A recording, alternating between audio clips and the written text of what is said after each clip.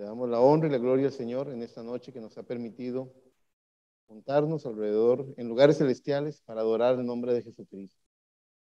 Estamos agradecidos con el Señor por eso. El día de hoy, en esta noche, tenía en mi corazón compartir con ustedes un pequeño consejo que lleva por nombre de un mismo espíritu. Y para poder abordar este tema, quisiera que lean conmigo lo que dice la palabra del Señor en el libro de Filipenses, en el capítulo 2, verso 1 y 2. Estos dos versículos para poder desarrollar este tema. Filipenses, capítulo 2, verso 1 y 2. Vamos a leerlo.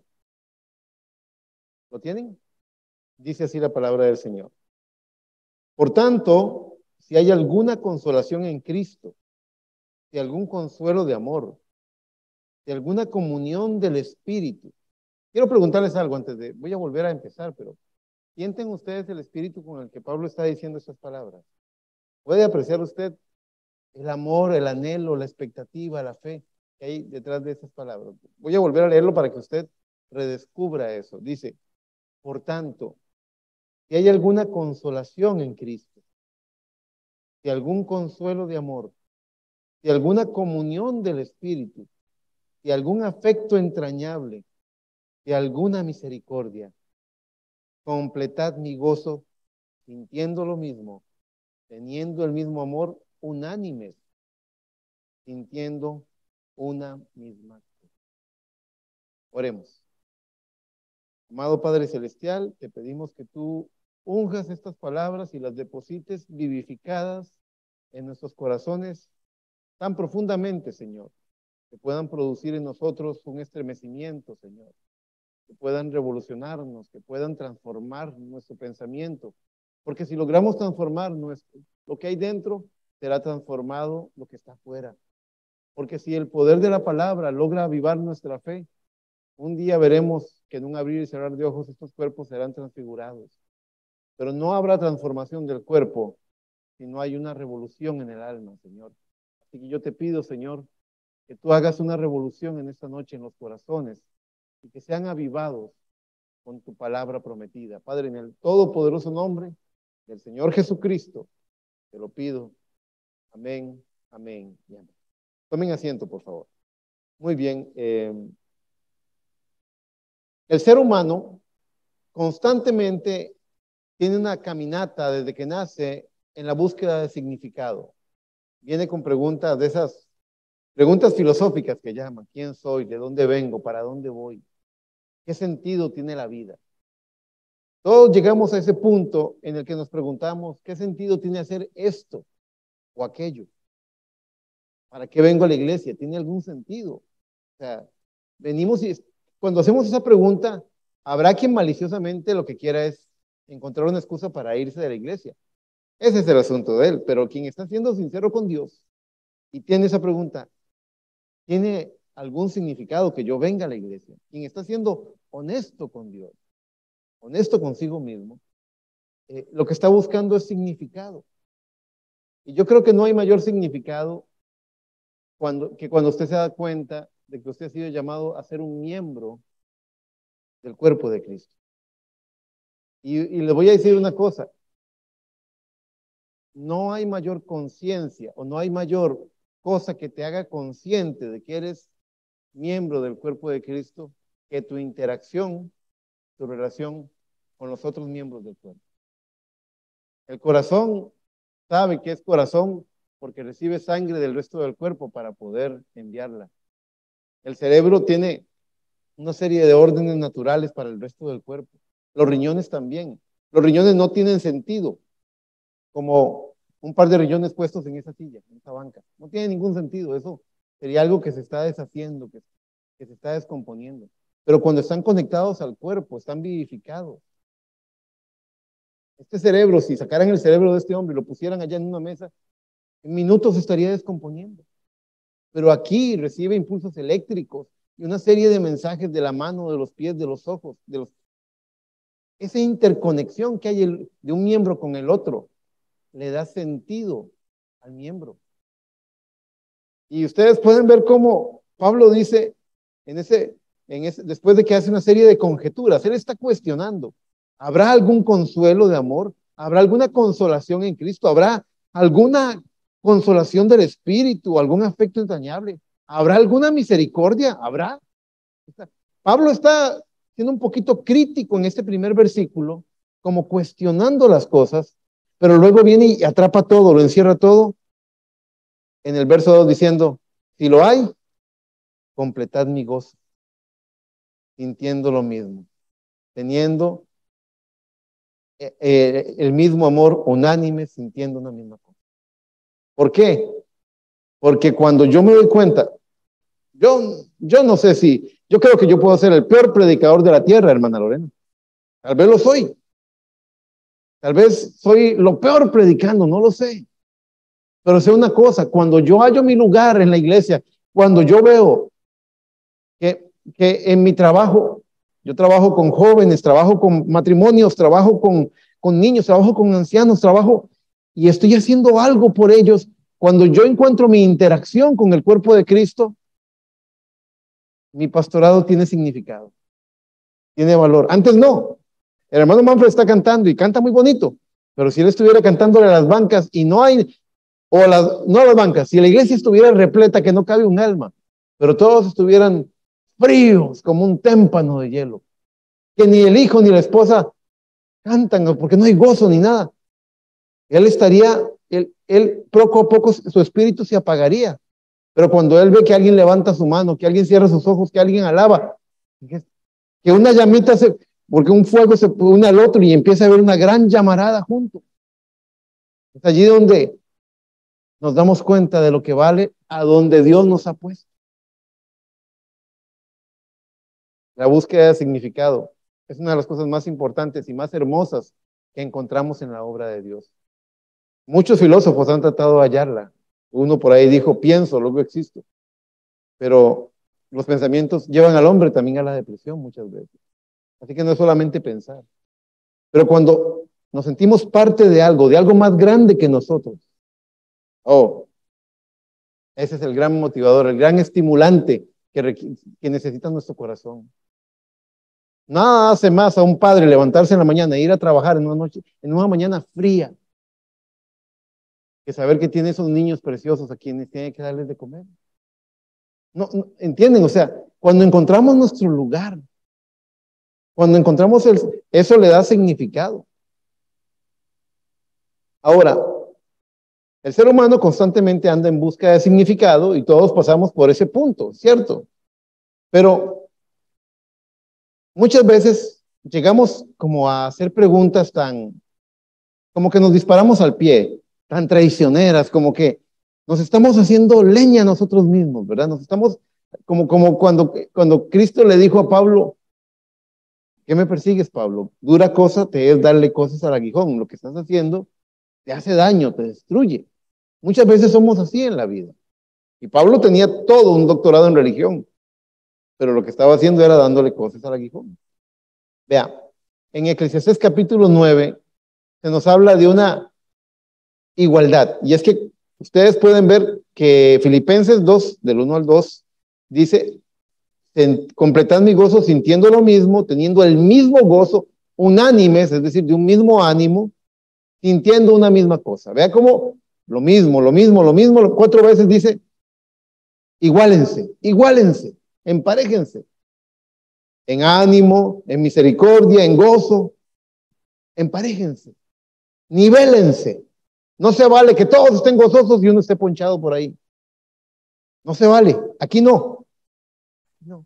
Allá en el estadio, cuando Saprissa le gana a la Juela, los sapricistas brincan y saltan y se abrazan y se gozan y los otros están llorando y se atormentan, ¿entienden? Ahí es válido, pero aquí no hay partidos, aquí no hay facciones.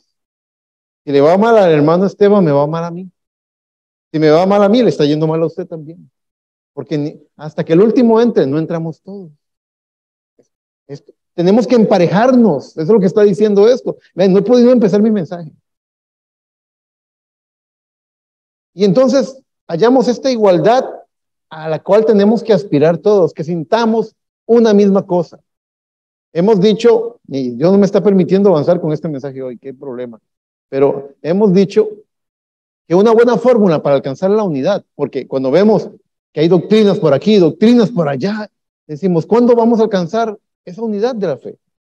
Y hemos encontrado en una oración que se hizo en uno de los mensajes, no recuerdo si era, ahorita no recuerdo el nombre del mensaje, pero en esa oración el siervo de Dios dice, ayúdanos, Señor, a guardar la unidad del Espíritu. Eso es Efesios 4:1 y 2.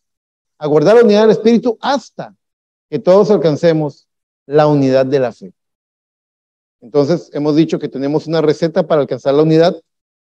Esa receta, hermano Josué, es una receta intelectual. O sea, tenemos una serie de pasos, los ingredientes para hacer una receta. Pero eso todavía no es la acción del Espíritu. Discernir que el Espíritu sea el correcto. Y es el Espíritu correcto.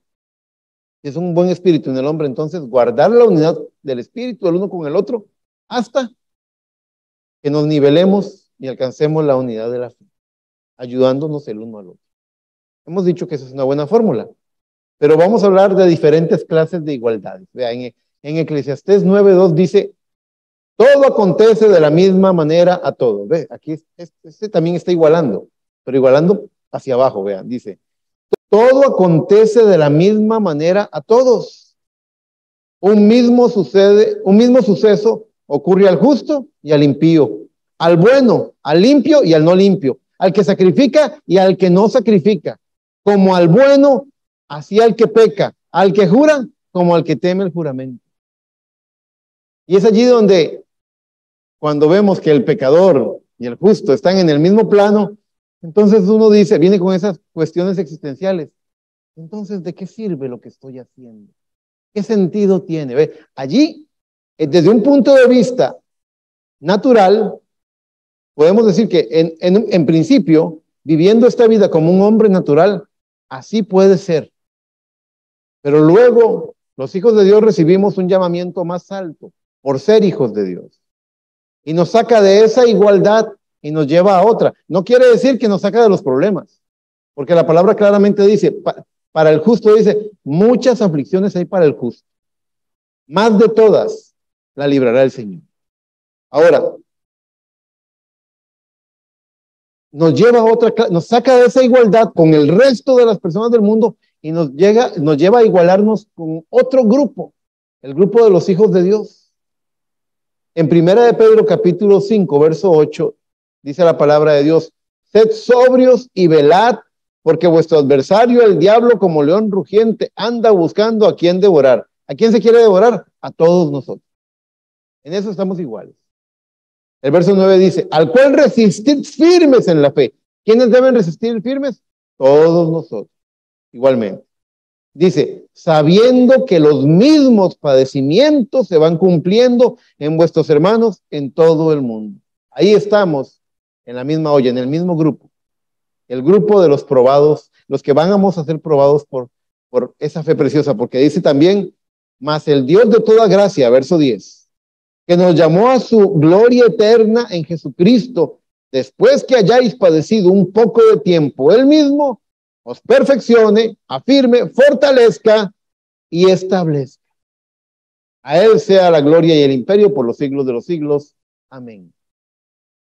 Ahora, ya estamos en otro nivel, pues ya no estamos sufriendo en lo natural sin recompensa, sino que vemos que hemos sido apartados para otra clase de igualdad, con otra clase de padecimientos.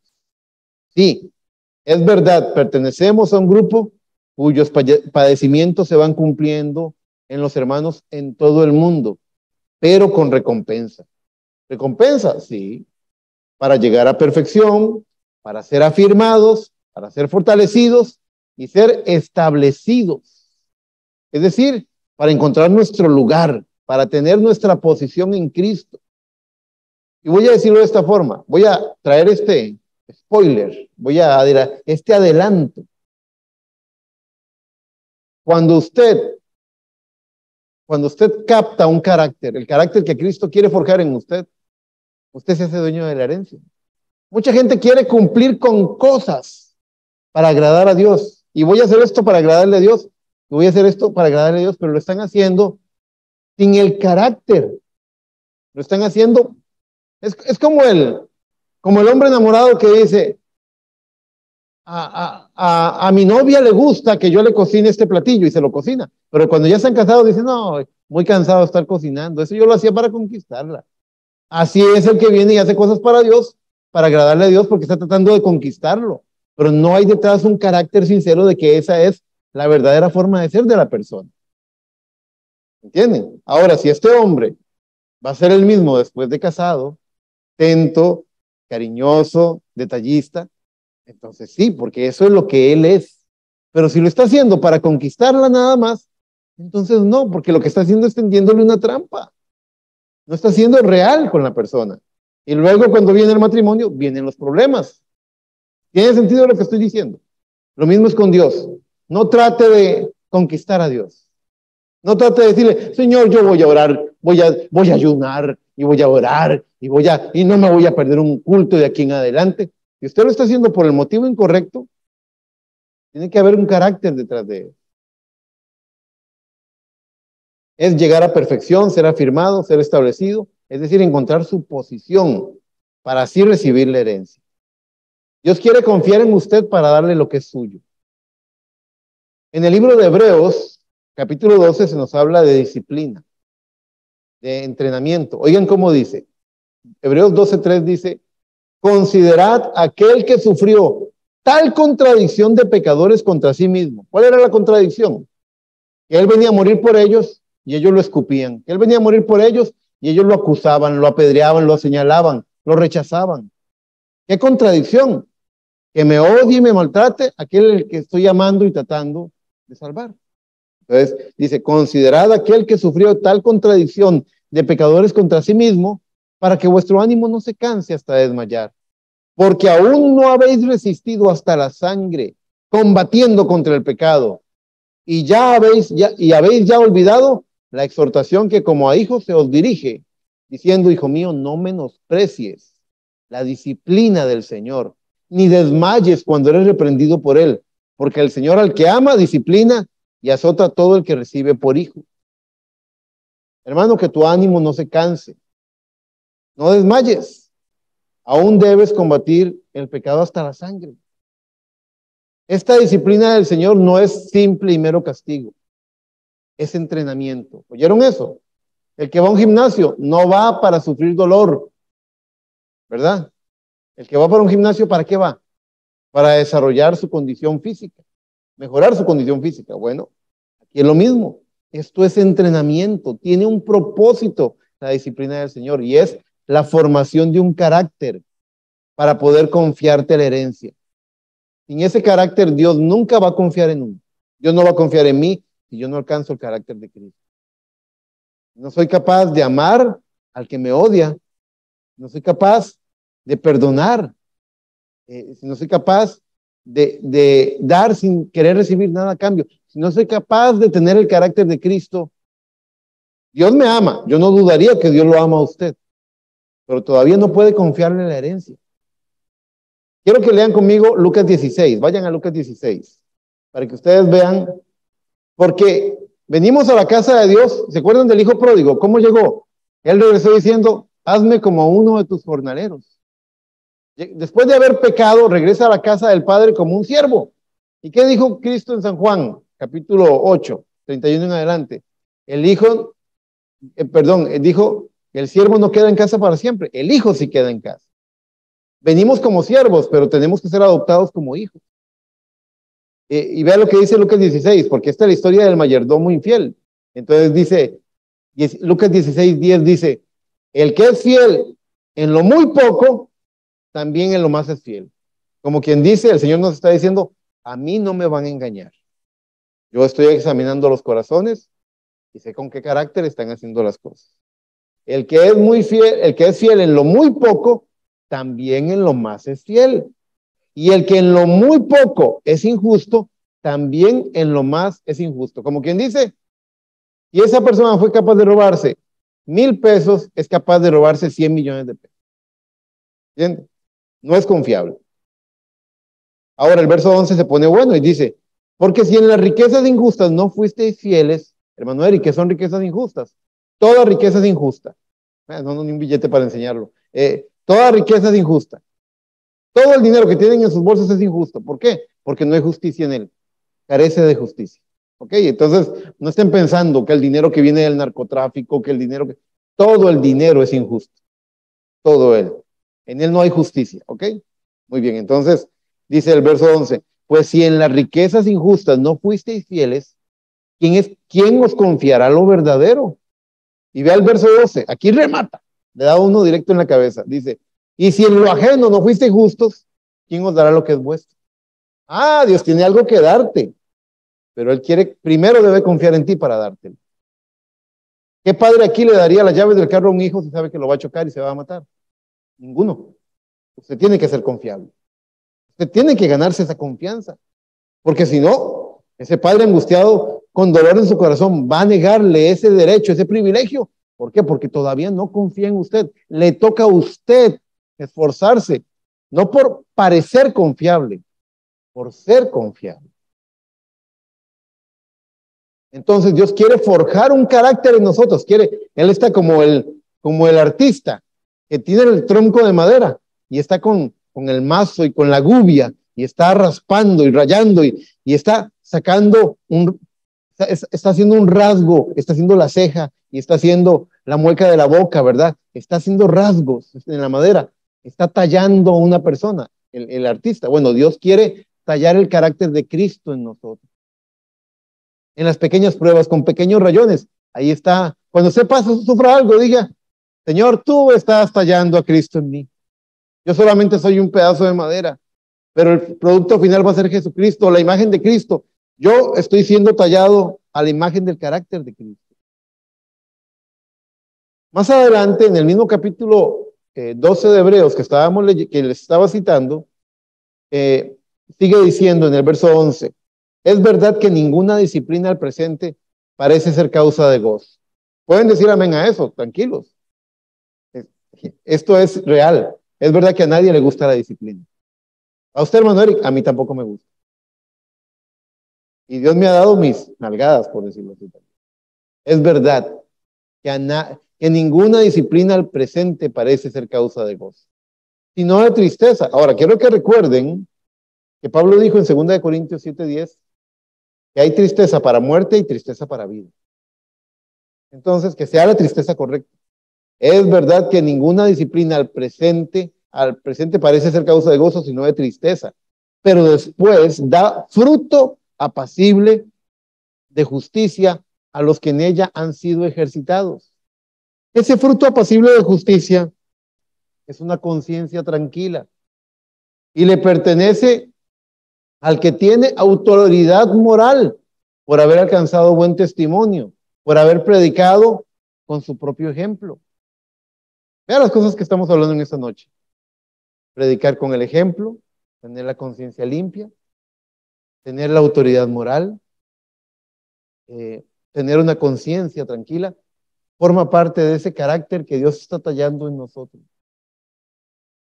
Finalmente, Hebreos 12 sella el pensamiento de lo que estamos hablando, lo redondea en el verso 12. En Hebreos 12:12 dice San Pablo, por lo cual, levantad las manos caídas y las rodillas paralizadas y haced sendas derechas para vuestros pies, para que lo cojo no se salga del camino, sino que sea sanado. Aquí está expresando el propósito. Necesito que lo cojo no se salga del camino, sino que se mantenga dentro del camino para que sea sanado. Recuerden a Cristo en el libro de Hebreos capítulo 5 verso 8, donde dice que aunque era hijo, por lo que padeció, aprendió la obediencia. Está hablando de Cristo. Dios hecho carne, forjando una obediencia perfecta en un cuerpo de carne. Luego, todo esto me lleva a hacer una pregunta. ¿Qué sucede? Pensando que somos un cuerpo, somos llamados a ser el cuerpo de Cristo. ¿Qué sucede Si todo el cuerpo se entrena, si todo el cuerpo está preparado para una carrera, y hay una parte del cuerpo que no fue entrenada igual, que se descuidó. Usted sabe de lo que estoy hablando, ¿verdad, hermano José? ¿Qué pasa si mis brazos fueron entrenados para levantar cierta carga? Si mis hombros fueron preparados para levantar cierta carga, mis deltoides y todo esto fue preparado, pero resulta que no atendí bien mi espalda. Y luego vengo y voy a levantar ese peso y mis brazos dicen, podemos. Y los hombros dicen, podemos. Pero luego la espalda sufre la lesión. Y a veces son lesiones que duran años curarse. Esto cuadra muy bien con aquel pensamiento, que la resistencia total de una cadena es igual a la fuerza, a la resistencia que tiene su eslabón más débil. No importa que una cadena que tiene 10 eslabones tenga 9 eslabones que aguanten 1000 kilos de peso. Si hay un eslabón que aguanta solamente 50 kilos, esa cadena se va a quebrar en el kilo 51. No va a aguantar. Allí se va a reventar. Todos tenemos que ser emparejados. ¿Emparejados a qué? Voy a llevarlo a lo que dije al principio. Completad mi gozo sintiendo lo mismo, teniendo el mismo amor, unánimes, el mismo ánimo, sintiendo una misma cosa. Emparejados por el Espíritu del Señor, la obra que Él está haciendo. Ahora, quiero que vayan conmigo a mi última cita de esta noche. Les dije que no iba a durar mucho. Primera de Corintios 12:26. Hace una afirmación temeraria que a esta novia le está costando mucho cumplir. Sí, a la novia de Jesucristo, en sus distracciones y en sus pensamientos individuales y en sus enfoques, preferencias y opiniones en las que se enreda muchas veces, le está costando mucho cumplir Primera de Corintios 12:26. Dice así: de manera que si un miembro padece, todos los miembros se duelen con él. Y si un miembro recibe honra, todos los miembros con él se gozan. Y les voy a decir una cosa. A los miembros, yo lo he visto, no les duelen las mismas cosas. Tienen diferentes dolores, diferentes. Ven a un hermano y dicen, ay, yo le quiero comprar unos zapatos más. Vi al hermano Eric que tiene un hueco en la suela del zapato. ¿Cómo me dolió eso? Dicen. ¿Y al hermano Eric no le duele?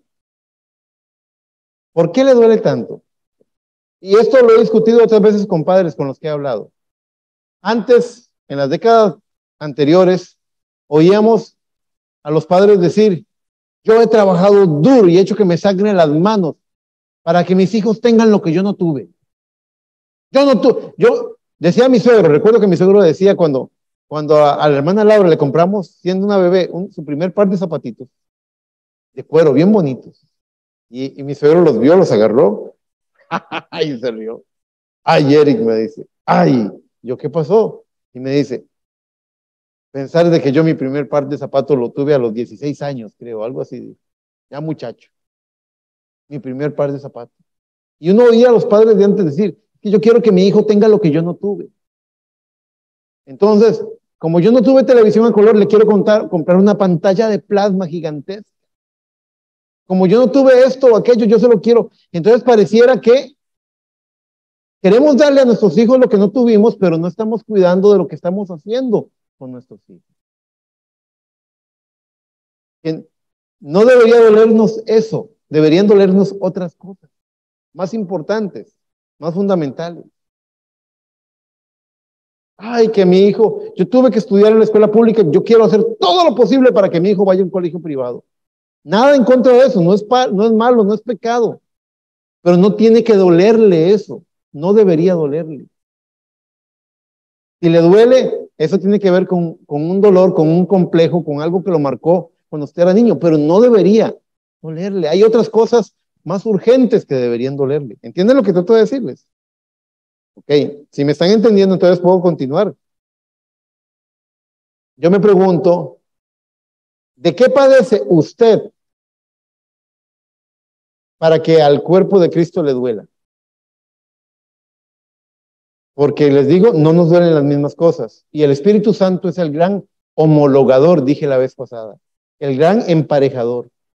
El que hace, dice el mensaje, el que hace que un par de jeans se sienten a la par de un smoking y se miren iguales como hermanos, sin ninguna diferencia.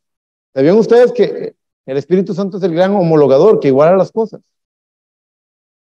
Por boca de Santiago, en la epístola de Santiago dice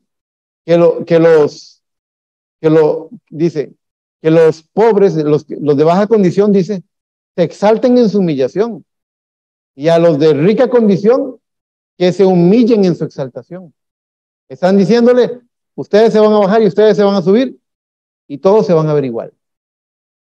Es la obra del Espíritu Santo. ¿Qué creen que fue lo que vino a hacer Juan el Bautista? Que todo monte se ha allanado y que todo valle se ha levantado. ¿Qué está haciendo? Preparando el camino del Señor, poniendo las cosas en un terreno parejo. ¿Entienden lo que trató de decir? Nos debería doler lo mismo. Y créanme, escuchen a su pastor, no nos duelen las mismas cosas. Ahora, respecto a lo que usted sufrió en su infancia, las carencias, los dolores, los complejos, Dios está lidiando con eso con cada uno. Yo no soy psicólogo, ese no es mi problema ni mi trabajo. No. Mi trabajo es llevarlos a la palabra, ¿verdad? Entonces, yo tengo que llevarlos a ustedes a una revisión, como la revisión técnica, pero una revisión de corazón, para emparejar, para estandarizar, que nos duela lo mismo.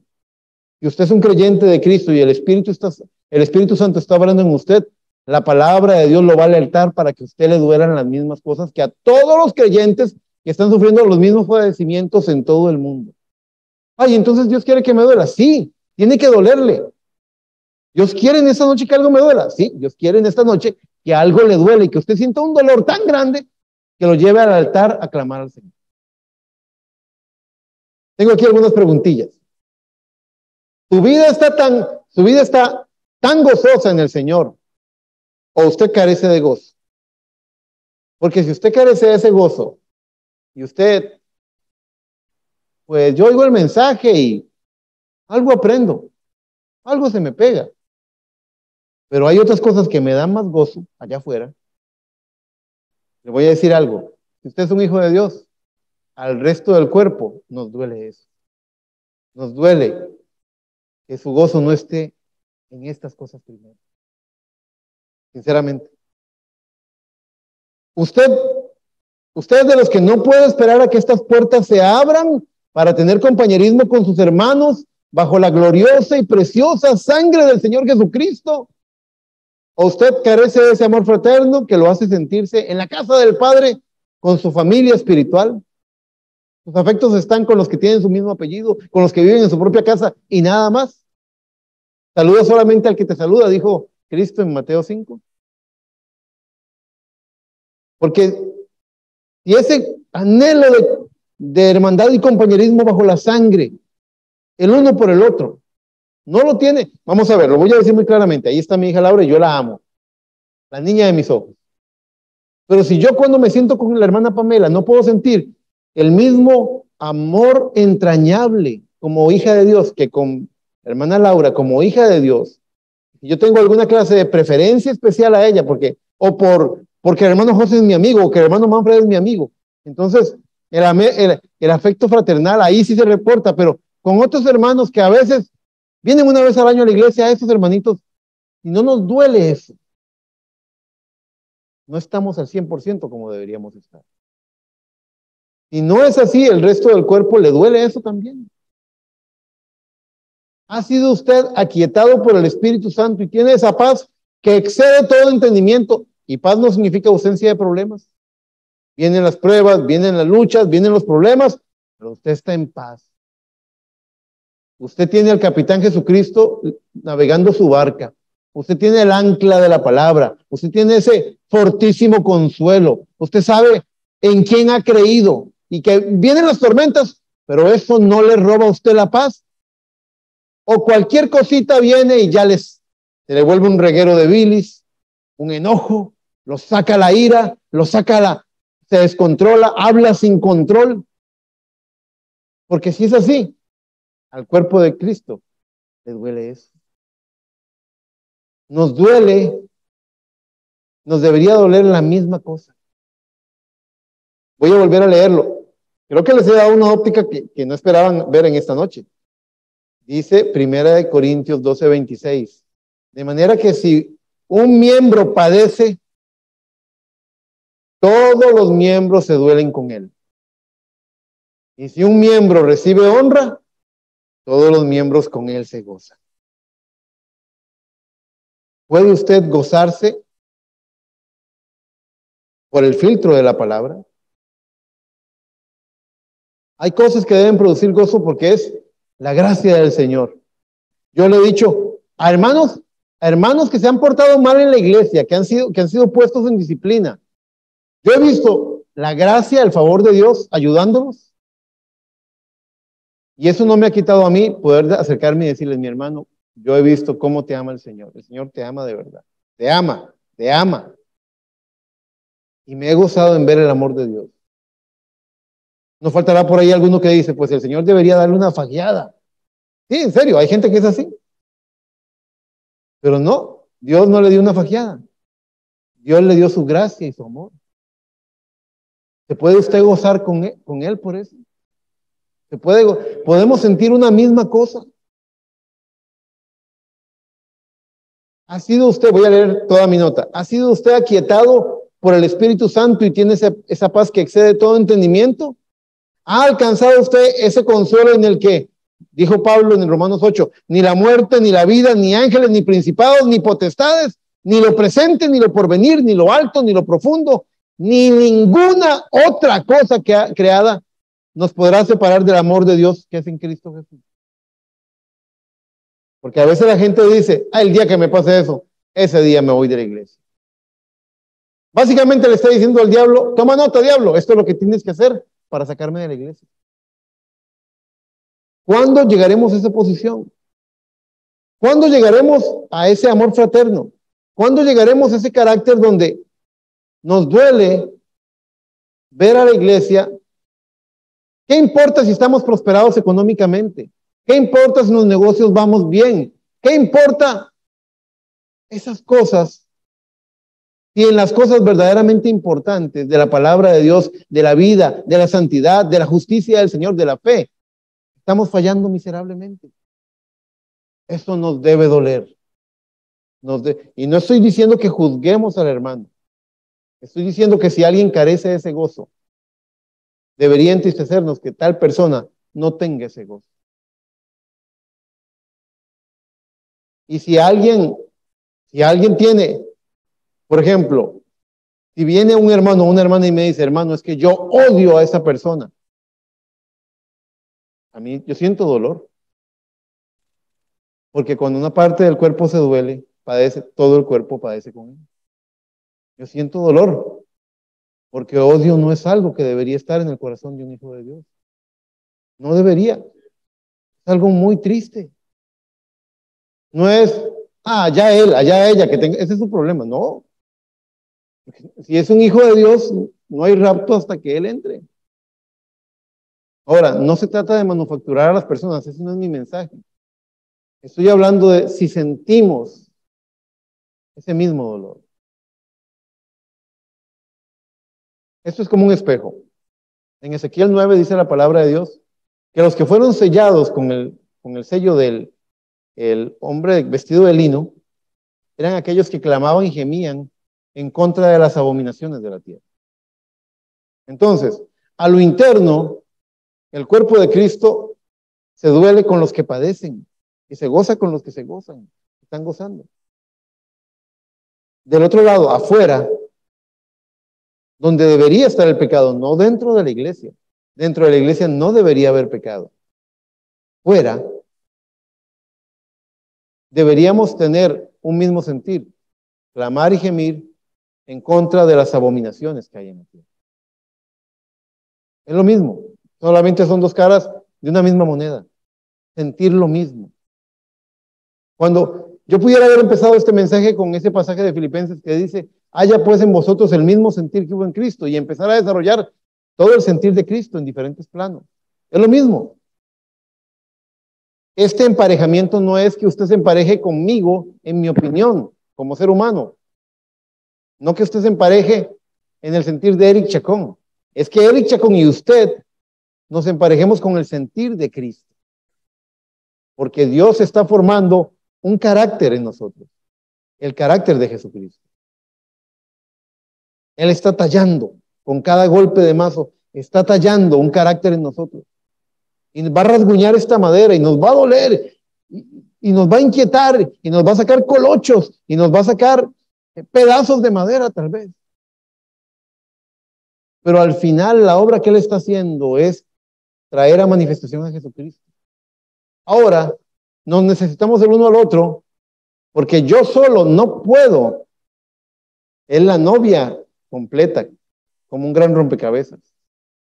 Así que hay un rasgo en el hermano Esteban, hay un rasgo de Cristo en el hermano Esteban que tiene que ser definido, que tiene que ser plasmado, tallado y puesto en el cuerpo de Cristo para que esa imagen pueda ser vista. Nos necesitamos. Si usted no tiene esa paz que excede todo entendimiento, ese que ni la muerte, ni la vida, ni ninguna cosa creada, si no ha alcanzado eso, puede estar corriendo el riesgo de ser una hoja arrastrada por el viento, fácil de llevar a la ira, al temor o al odio. Y esa es su condición, el resto del cuerpo le duele. El resto del cuerpo quiere enderezar esa rodilla. Voy a decirlo de esta forma. El resto del cuerpo dice, esa rodilla está paralizada. No la toque, por favor, dice el que le duele. A todos nos duele. Y tiene que ser enderezada para que no se salga del camino. Esa mano que está caída. Ay, no me la toque que me duele. Que las manos caídas sean levantadas, que las rodillas paralizadas sean enderezadas, para que no se salgan del camino y así sean sanadas. Hay una sanidad interior, hay una obra extraordinaria que el Espíritu Santo quiere hacer en su novia. Y una característica de que la está haciendo es que nos duele lo mismo. Ahora, es notorio que no nos duele lo mismo. Lo siguiente es que a usted le empiece a doler lo que a Cristo le duele. ¿Qué le duele a Cristo? Le voy a decir un par de cosas que le duelen a Cristo. Al Señor Jesucristo en una ocasión llegó a un culto, a una reunión en la sinagoga, y había un hombre con la mano seca. Y los hombres, los fariseos y los sacerdotes se habían puesto de acuerdo para acusarle si en algún momento él sanaba a un enfermo en sábado. Y él vino y les dijo a ellos, no fue, vean qué respeto tuvo Cristo, o sea, vean la manera de Cristo, no fue arrogante. Él se acercó a ellos y les dijo, ¿es lícito sanar a este hombre en sábado? Y ellos callaron, porque ellos estaban de acuerdo en algo, en que querían acusar a Cristo. Eso era todo. Dice la palabra del Señor que Cristo, entristecido por la dureza de sus corazones, así dice, Él estaba entristecido por la dureza de sus corazones. Se volvió y dijo al hombre, extiende tu mano, sé sano. Él vino para libertar a los oprimidos. El hombre fue sano y ellos corrieron a acusar a Cristo de que había hecho esa obra. ¿Qué le dolió a Cristo? ¿Qué le dolió más a Cristo? ¿La mano seca o los corazones endurecidos? Los corazones endurecidos le dolió más. Pablo reproduce ese mismo sentir cuando le habla creo que fue a los Gálatas, a los cuales él regañó muy fuertemente. Creo que fue a ellos, que les dice, nosotros no estamos estrechos entre vosotros, nos hemos ensanchado, pero vosotros estáis estrechos en vuestros corazones. No querían recibir. Estaban repeliendo, resistiendo. Eso le duele. Por eso las palabras de Pablo, por eso se los volví a leer. Empecé a leer el primer versículo de la cita, luego les dije, detengámonos y volvamos a leerlo para captar el espíritu con el que fue escrito. Primero Pablo conjetura, si es que hay amor, si es que hay consuelo, si es que hay gozo, si es que, así como siendo sarcástico. Pero luego él dice, y si lo hay, entonces completen mi gozo, sintiendo una misma cosa. No es posible que alguien aquí diga, Dios es real porque Él me sanó de aquella enfermedad, pero tenga amargura, raíz de amargura contra algún hermano del cuerpo. No es posible. Y hay alguien que sienta eso, escucha las palabras del pastor, porque lo estoy diciendo sin saber. No sé de alguien en la iglesia que sienta eso, pero estoy poniéndolo como ejemplo. Si así fuera, debería darle vergüenza e ir a llorar al altar del Calvario. Debería sentirse avergonzado por pensar o sentir así de un hermano o de una hermana. No debería ser así. No debería ser así. Ya se puso regañón el pastor. Lo que estoy tratando de decirles es que la obra del Espíritu Santo no es... las denominaciones religiosas que rechazaron el mensaje de la hora, lo rechazaron porque ellos querían ver milagros y sillas de ruedas vacías y hombres que dejaran las muletas, pero no querían sanar corazones, no querían el amor de Dios morando, lo que querían era el poder de Dios. Vuelvo a mi comparación, como una mujer que le cocina rico al novio para convencerlo, pero ya luego, cuando ya se casó con él, no, eso era para convencerlo. Porque le interesa el poder que tiene, la riqueza que tiene. Era un amor interesado. Muchas personas buscan a Cristo por un amor interesado. Pero él quiere casarse con ella, la novia, la que lo ama a él. ¿Saben por qué él escogió? Dice la palabra en Isaías 53, le miraremos sin atractivo para que le codiciemos. Él escogió verse feo porque él quería que ella se enamorara de su carácter. Él quería conquistarla por los motivos correctos. No quería conquistarla por esa belleza que con el paso de los años se arruga y desaparece. No. Quería conquistarla por las razones correctas, que lo amara por las cosas correctas.